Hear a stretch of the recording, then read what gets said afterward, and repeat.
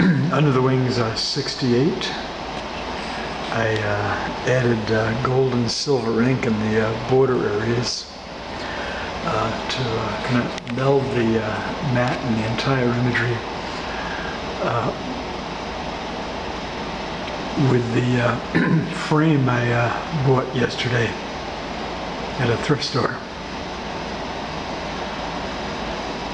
Polish Roman Catholic priest, born 1878, slain, shot to death by Nazi soldiers November 1st, 1939. This is part of the Under the Wings art series depicting victims of the Holocaust and of fascism in Europe, 1930s through 1945.